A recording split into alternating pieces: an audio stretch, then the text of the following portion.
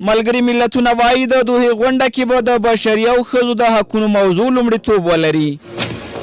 سلام د انیس میډیا درنو مینوالو ستړي مشئ که چیرې زموږ چینل ته نوي راغلي زموږ چینل در سره سبسکرایب کړئ.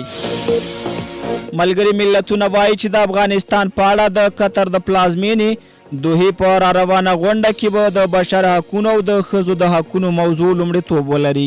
د ملګرو ملتونو د سرمنشي ویان سټیفن دوجاریک په یو خبري کانفرنس کې وویل چې د یو شمېر هیوادونو ځانګړي استازي به چې د غونډې ته رابلل شوي پر دې خبرې وکړي چې نړیوال په څه ډول د افغانستان د روان وضعیت پر وړاندې یوه شفاف او یو همغږي ښکیلتیا رامنځته کولی شي. هغه همداراز وویل چې ملګري ملتونه به له اسلامي امارت سره تعامل ته دوام ورکړي.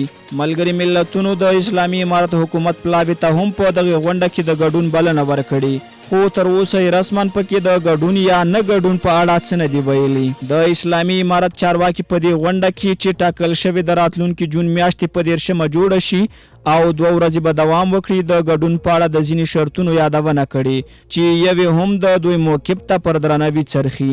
اسلامي امارت چې تر اوسه حکومت د نړۍ هیڅ یو هیواد په رسمیت نه دی پیژندلی وایي چې په ټول افغانستان کنټرول لري او باید په هر نړیواله غونډه کې د دې هیواد د اصلي استازي په توګه ومنل شي. له توجه او ملتیا مو نړۍ مننه. تر بیا ښې چارې.